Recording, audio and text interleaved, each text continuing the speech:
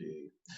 Muito bem. Dentro dessa concepção, nós vamos estudar aqui, né, as relações contratuais dentro do ponto de vista, né, dentro da característica da relação contratual subordinada, dentro dos moldes da CLT, analisando os contratos de trabalho a termo ou prazo indeterminado e o contrato de trabalho intermitente. Tá? Eu costumo, antes de falar sobre a formação do contrato propriamente dito, tá, de falar sobre a importância do trabalho, né, enquanto o objeto do nosso contrato. Tá? Exatamente porque entender essa importância ela é fundamental para saber e automaticamente interpretar todo o direito do trabalho. Tá? O trabalho, pessoal, ele assume um papel muito importante dentro do respectivo direito, exatamente porque o trabalho ele é responsável pela emancipação do ser humano. Tá? Essa característica ela vem tanto dentro de um ponto de vista filosófico, né, do indivíduo se emancipar enquanto pessoa, e dentro de um ponto de vista também jurídico, né? Se vocês se recordam, no Direito Civil 1, né, em que vocês aprendem lá sobre, na parte geral, sobre a questão da capacidade, vocês devem se recordar que aquele indivíduo maior de 16 anos, né, que já possua uma relação jurídica empregatícia, ele possui trabalho, né, e esse trabalho já é capaz de lhe prover a subsistência, ele pode, em razão disso, ser emancipado, né? Então, essa emancipação do ser humano pelo trabalho, ela vem desde de uma perspectiva sociológica ou filosófica, tá? Como também dentro de uma característica, né, jurídica na acepção legal da palavra. Tá? Costumamos falar que o direito do trabalho, muitas vezes, sobre o ponto de vista íntimo de uma pessoa, né, ele emancipa esse indivíduo exatamente porque torna esse indivíduo capaz de prover a sua própria manutenção, né?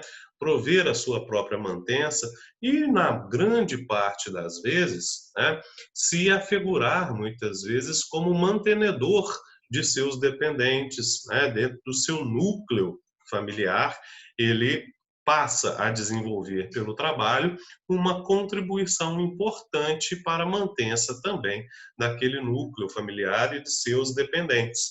Não raras vezes verificamos que essas pessoas, inclusive, se apresentam como arrimos financeiros, né, da respectiva família. Né, e tudo isso advém da própria perspectiva do trabalho. O trabalho ele acaba, então, se interlaçando, né, entre a própria identificação do respectivo ser humano. Até no texto que disponibilizei para vocês, eu costumo dizer o seguinte para os meus alunos: olha, não raras vezes, né, eu encontro com vocês, né, em outras ocasiões, do lado externo, né, das instituições de ensino, e vocês acompanhado de familiares ou de outros colegas, vão assim, olha lá, aquele ali é o Marchiori, meu professor, né? Ou então você, muitas vezes, é identificado, né? Aquele é fulano de tal da Fiat, né? É fulano de tal da Famig, tá? Então, o trabalho do indivíduo acaba sendo configurado como elemento identificador dele, muitas vezes assemelhando-se ali, né, ao seu sobrenome, sobre um ponto de vista da personalização, né, daquele trabalho. E ele afigurando aí como um dos elementos do traço de personalidade. A outra perspectiva, para além desse foro íntimo, né, da relação de trabalho, ela está também porque o trabalho, ele promove no âmbito social, tá, uma circulação de riquezas, né? ele promove a circulação de dinheiro. É a partir do trabalho que produtos e serviços circulam, né, dentro de uma sociedade.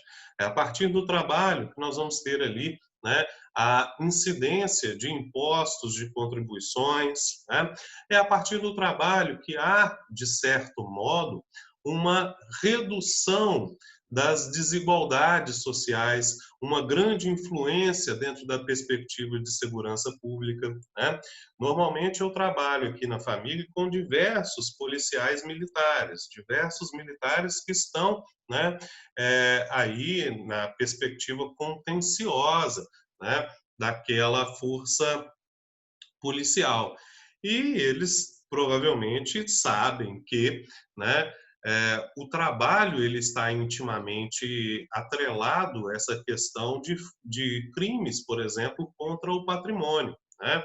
Dificilmente você vai ter uma abordagem aí, ou isso não é, pelo menos, uma rotina, uma abordagem de pessoas, né, que estão com vínculos de empregos formais, trabalhando efetivamente, né, na linha de frente ou cometendo aí crimes contra o patrimônio, como, por exemplo, furtos e roubos, né? Então, você percebe que o trabalho ele acaba assumindo uma acepção importante dentro do cenário social, porque ele vai estabelecer como políticas públicas também, né? Estabelece-se ali dentro do manto tributário em razão da grande incidência de impostos e tributos que decorrem dos tratos laborais. E isso, né, notadamente, acaba fazendo a engrenagem da sociedade girar. Então, é exatamente por isso que percebemos, inclusive, né, que as principais discussões sociais, quando estamos falando sobre economia, né, elas estão intimamente ligadas à perspectiva do trabalho. Percebam, por exemplo, nessa crise sanitária que estamos vivenciando, né, a questão da Covid-19. Quem foi o grande protagonista dessa crise, né, econômica, financeira e sanitária que aqui estamos vivenciando? O direito do trabalho. O direito do trabalho ele foi dos ramos do direito que mais sofreram alterações, que mais tiveram que se adaptar, que mais foram perseguidos ali na perspectiva de estudo, de conhecimento e de aplicação nesse cenário da Covid-19.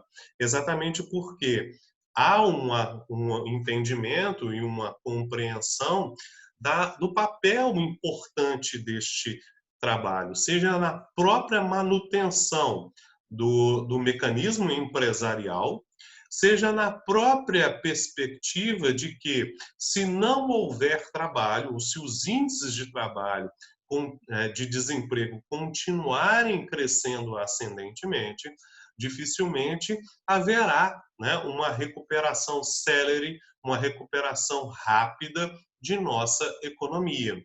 Como consequência disso, diversas políticas, né, estão sendo desenvolvidas com o manto de estabelecer uma preservação do emprego e da renda, né? Percebam que as medidas provisórias editadas, muito embora questionáveis em diversos pontos, questionáveis, né, sobre algumas questões, principalmente de cunho constitucional, né, elas sempre apresentavam como objeto de sua edição a manutenção de emprego e renda, né? Exatamente porque é através do trabalho que se faz toda essa engrenagem girar, né? Toda a perspectiva econômica está atrelada a essa figura do trabalho. No entanto, pessoal, o trabalho ele acaba sendo, né, muito embora exista essa importância fundamental do trabalho, e essa importância ela é absorvida por toda a sociedade, principalmente pelo direito, muito que na própria Constituição da República, nós vamos ter no artigo 1º, inciso 4º, né, que a valorização dos aspectos sociais e do trabalho, né, dos valores sociais do trabalho, eles são um dos fundamentos basilares da República Federativa do Brasil, seguida, né, da dignidade da pessoa humana.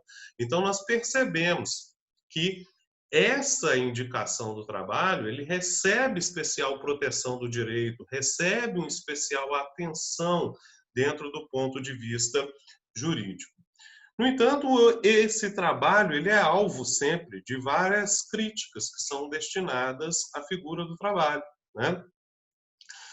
Sobre o manto lá, por exemplo, do empreendedorismo, que é algo que está muito presente atualmente, né? Muito se fala sobre empreendedorismo atualmente e não é mera coincidência que estamos falando de empreendedorismo num cenário de lato desemprego, tá? Isso não é mera coincidência, isso é uma tábua de salvação, como eu coloco no texto para vocês. Tá?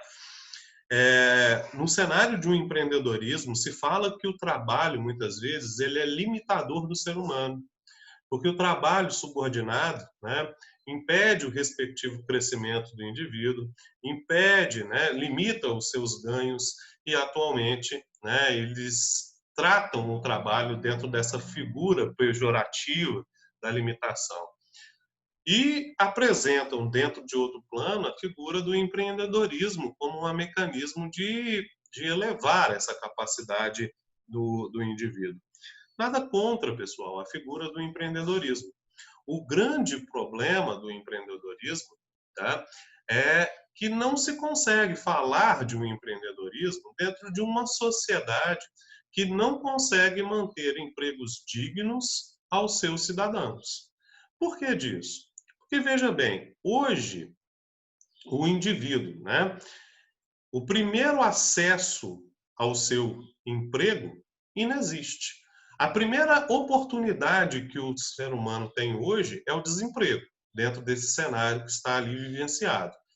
Num segundo momento, ele tem o chamado emprego precarizado, que é, por exemplo, o contrato de trabalho intermitente. Né? Ou, né, dentro de uma concepção de um emprego, né, por prazo indeterminado, um emprego com prazo indeterminado que muitas vezes não supre as suas necessidades ordinárias. Então, nós não temos hoje uma política de empregabilidade, né, que venha fazer com que esses empregos surjam, né, que esses empregos estabeleçam fontes seguras de remuneração para esses indivíduos, de modo que eles, né, podendo escolher o emprego, possam um dia optar pelo empreendimento, por empreender. Né? Falamos num empreendedorismo sério quando aquele indivíduo ele tem uma boa ideia, né? Mas a partir dessa sua boa ideia, ele tem mecanismos para o seu emprego, né? Para o seu desenvolvimento. Ele conheça todas as necessidades técnicas e jurídicas que envolvem a ideia que será executada, né? Ele tem uma fonte de renda inicial para investimento, tá? Ele saiba analisar mercado, ele saiba separar o jurídico, né, da pessoa física do respectivo empresário. As grandes confusões que temos hoje, os grandes encerramentos dessas perspectivas, se dá exatamente por causa dessa confusão, né? Muitas vezes o indivíduo ele presta um serviço, aí o valor que recebeu daquela prestação de serviço, em vez dele colocar para girar dentro da própria engrenagem, não, ele vai pegar aquele valor e vai utilizar para custear, né, as suas necessidades pessoais e de sua família. Tá? Consequentemente, ele elimina todo o seu capital de giro financeiro e, assim decorrente, né, ao longo de prazo, só vai estabelecendo aí o término desse seu investimento e a precarização dessas relações. Tá? Então, o trabalho, muitas vezes, ele é criticado sobre essa perspectiva, mas exatamente por sua ausência. Né?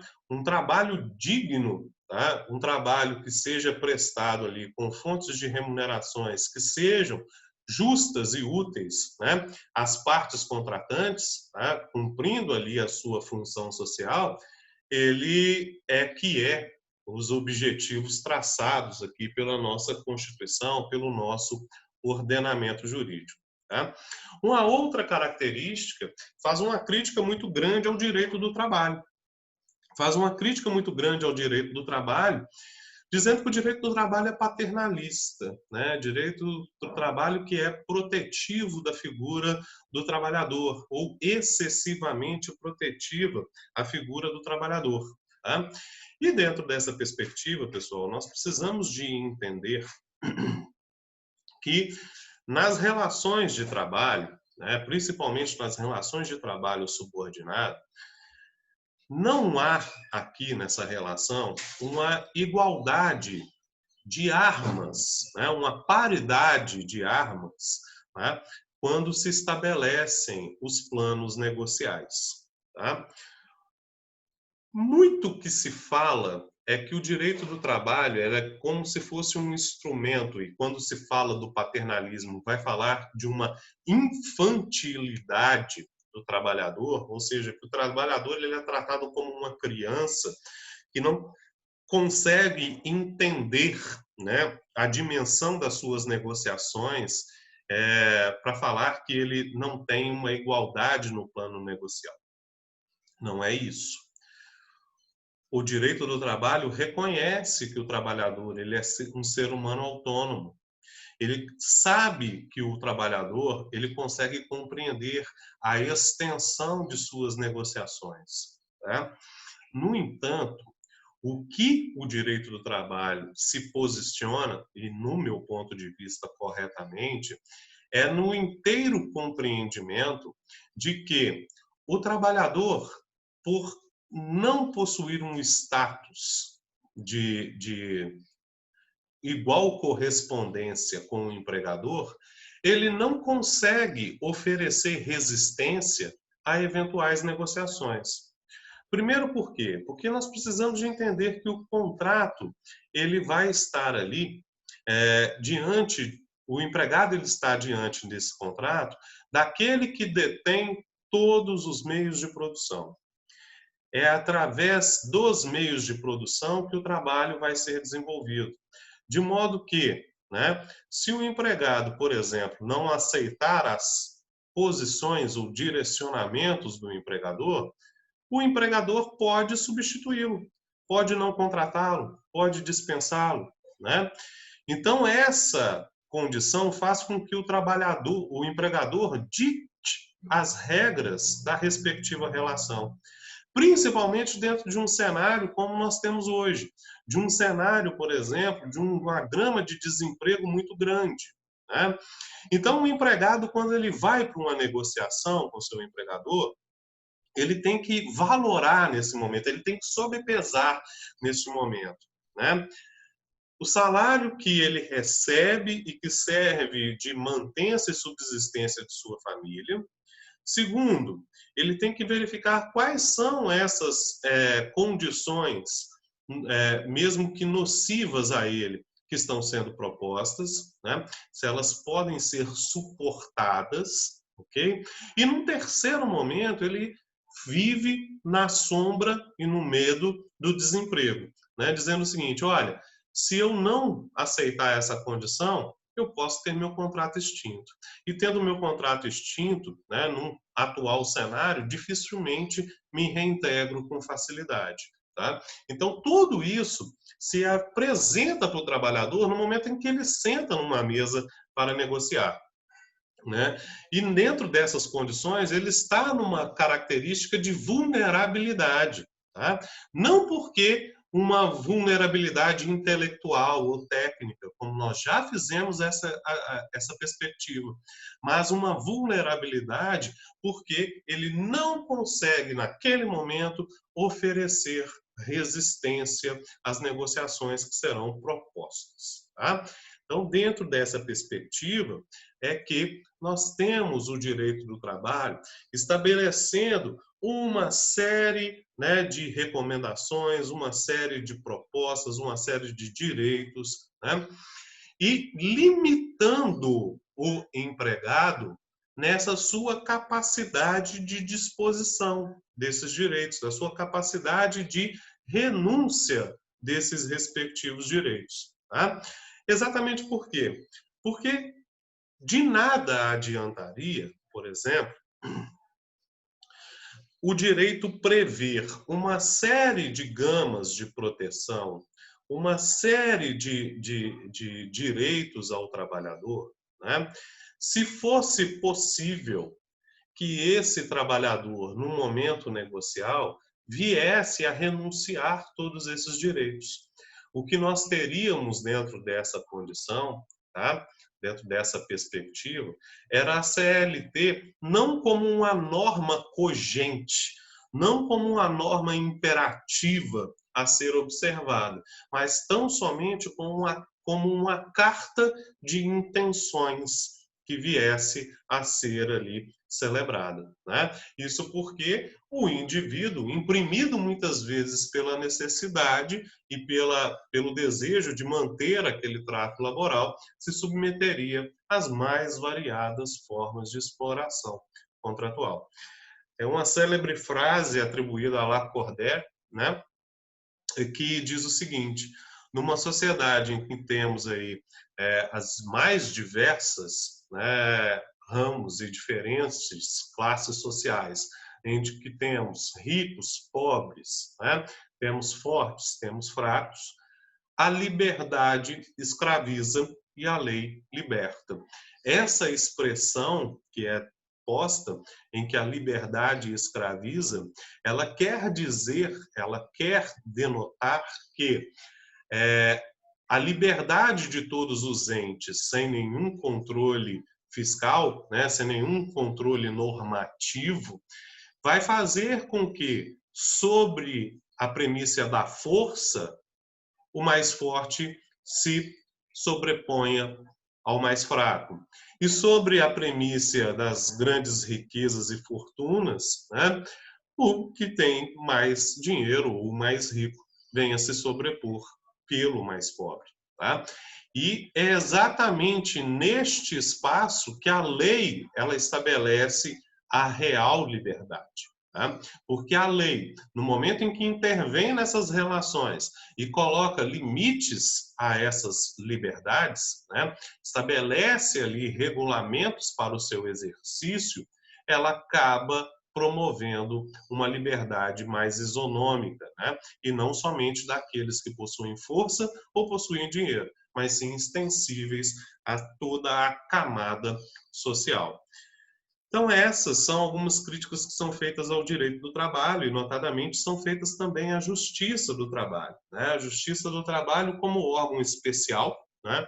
Como uma justiça especializada nas aplicações do direito do trabalho, elas vão sendo questionadas, inclusive, sobre um plano, né, de decorrência lógica. Olha, se existe lá, né, as relações de trabalho, né, que muitas vezes se apresentam como limitadores ao empreendedorismo. Se existe um direito do trabalho que é extremamente paternalista, quando essas crises se submetem à justiça do trabalho, né, a justiça do trabalho age no cumprimento deste dever protetivo e acaba ali, né, protegendo somente a figura do trabalhador em detrimento do empregador, causando aí falências de núcleos empresariais, né? Causando aí encerramentos de atividades, né? Tanto que se propaga muito sobre essas perspectivas de que a justiça do trabalho não seria uma justiça, né, independente, né? Ela estaria ali condicionada aos direitos dos trabalhadores, o que não é uma realidade. Tá? Primeiramente, precisamos de dizer que a justiça do trabalho ela não é uma característica específica, né, da justiça brasileira. Existem outros estados e nações independentes que possuem essa mesma estrutura, né, de justiça laboral, né, ou seja, uma justiça especializada em direito do trabalho, outros que possuem contornos muito semelhantes, tá? E que essa perspectiva, tá? Essa perspectiva da justiça do trabalho especializada, ela é muito importante para dar cumprimento a um ramo do nosso direito, né? A um ramo do nosso direito que é uma ciência autônoma, que é uma ciência que possui ali princípios próprios, regras independentes para a sua aplicação, tá? Então, essa perspectiva da justiça especializada, né, ela se faz como um mecanismo efetivo para dar validade e cumprimento às disposições normativas contidas nos textos laborais, né, seja a própria Constituição, dentro do capítulo que trata das organizações sociais do trabalho, lá no artigo 7º e 8º, né, dentro da própria perspectiva da CLT e demais leis extravagantes. Ok? Bom, pessoal, eu queria abrir o microfone para vocês, para a gente conversar um pouquinho, né, saber de vocês se existe alguma dúvida com relação a isso, né, para a gente poder já ingressar nas fases principiológicas de formação do contrato, né, e dar sequência à nossa disciplina. Microfone aberto, disponível aí para vocês, podem falar. Dúvidas? Não? Tudo sob controle, então? Tudo certo. Tudo certinho, Alisson? Beleza. Sim. Ok. Já tinham ouvido essas críticas, pessoal? Já sabiam do que a gente comentou aqui hoje? Gostaram do texto aí? Chegaram a fazer uma leitura dele? Sim, já. Muito disso o Vassali já tinha tratado com a gente, então até deu uma boa compactada no que a gente viu no semestre passado. Cheguei a ler o texto assim antes. Muito bom.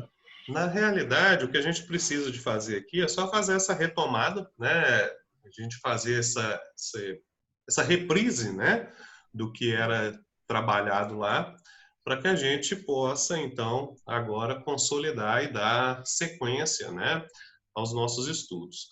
Vocês devem ter observado que todos esses materiais que eu postei para vocês, eles são sempre referendados com alguns links de acesso, né?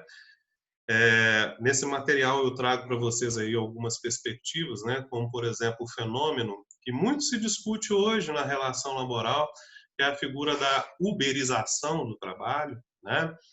Nós estamos aí vivendo num momento muito complexo, né? Em que as relações contratuais, muito mesmo pela evolução da própria sociedade, ela tem se modificado, né?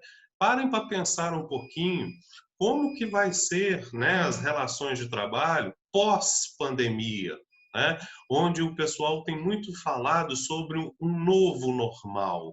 Será que aqueles tratos laborais eles vão continuar no mesmo formato? Será que as empresas não observaram, por exemplo, né, que o trabalho remoto ele pode ser prestado, né, pode ser prestado com qualidade, muitas vezes com redução de custos operacionais, tá? E dentro dessa característica, será que até quando nós vamos, por exemplo, nos deixar que esse discurso ele continue pré-existente, por exemplo, de que o trabalho remoto ele não está, né, o trabalho feito de forma remota, né, ele não está sujeito a um controle de jornada, como está, por exemplo, no artigo 62, inciso 3º, né, da CLT, em que fala que é um trabalho que não se desempenha por jornada, né? Como que esses acessos, essas conversas pelo WhatsApp, né, não influem, por exemplo, na característica da disposição do trabalhador, né? Imagine, por exemplo, um grupo de WhatsApp que é criado dentro da sua relação de emprego, né, com um empregador rotineiramente, fora de uma jornada padrão, constantemente te pergunte sobre o serviço, te atribua ali atividades, né? Como é que essas relações vão ser reguladas no tempo? E, além disso, você para e dá uma olhada sobre a perspectiva de prestação de serviço através de plataformas.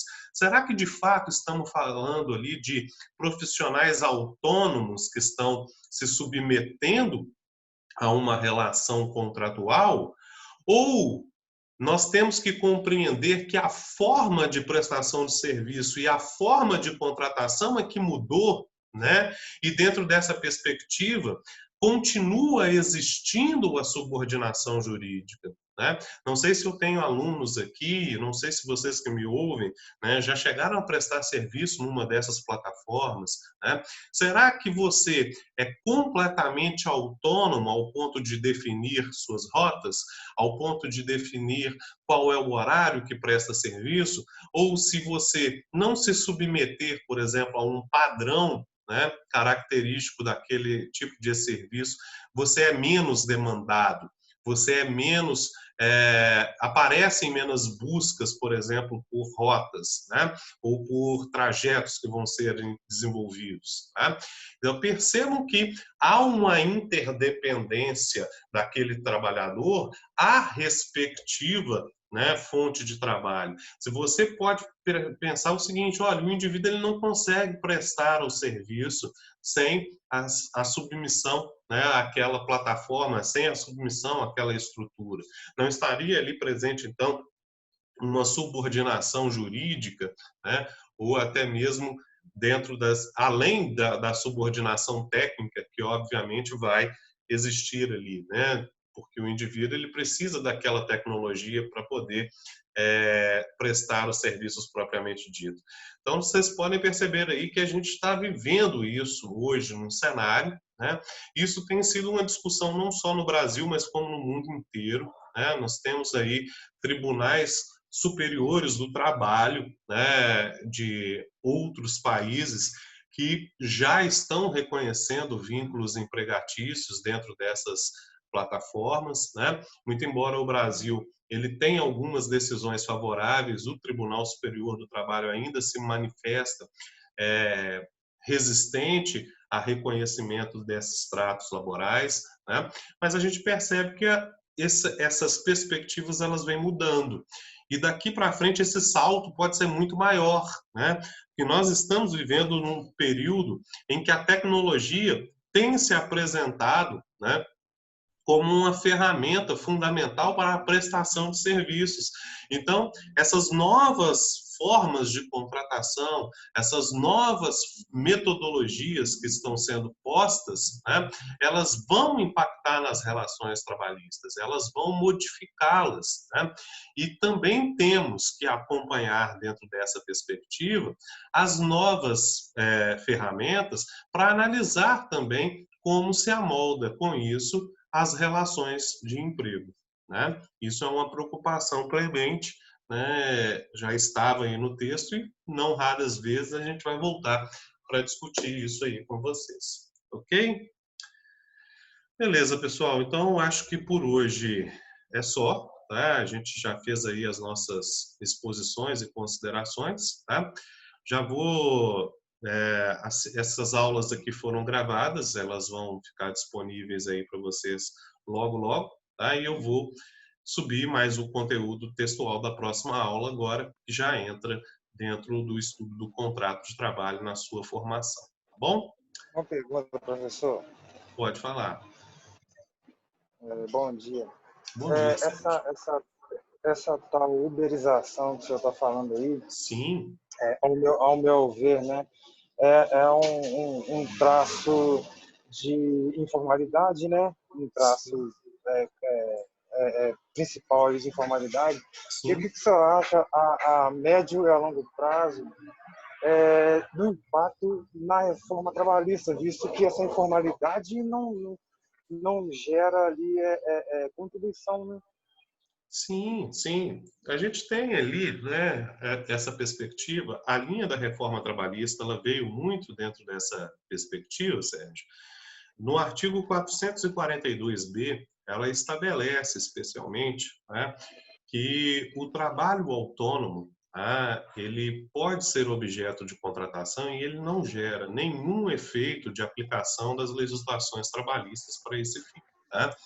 Todas as decisões que vêm tentando ali estabelecer, né, uma relação jurídica empregatícia entre essas plataformas, não exclusivamente o Uber, né, mas como, por exemplo, o iFood, o Rappi, né, todas as plataformas de prestação de serviço, tá, muitas das vezes a decisão que é proferida neste tribunal, ele cita ali o artigo 442b para falar que a relação do trabalho autônomo ela pode ser contratada e que não vai gerar a relação de trabalho, né? Não se evidencia, eles afastam as características ali da prestação de serviço, né? Porque vai dizer que o indivíduo ele tem o próprio controle da atividade, né? Ele escolhe qual é o horário que vai trabalhar, ele escolhe se o dia trabalha ou se não trabalha, se ele, por exemplo, empresta o carro para alguém para poder fazer o serviço para ele, tá? Então, dentro dessa linha que eles vão tentando afastar, né, as relações jurídicas empregatícias. Muito embora a gente perceba que, na prática, isso não é uma realidade, né? Que existe, sim, uma dependência do motorista com essas plataformas. Concordo, sim. E acho uma pena, né, a jurisprudência, até mesmo o tribunal, né, o Tribunal do Trabalho, ele não reconhecer por enquanto, né? Tem algumas decisões favoráveis, tá? Algumas decisões têm favoráveis. O problema é que o Superior Tribunal de Justiça é que não teve esse reconhecimento prévio, sabe? Sim. Nós temos, inclusive, aqui em Minas Gerais, algumas decisões reconhecendo esse vínculo. E você acha que pode vir a ter esse reconhecimento? Que eu acho importante, né? Eu acho que sim. Eu acho que com a evolução, dessa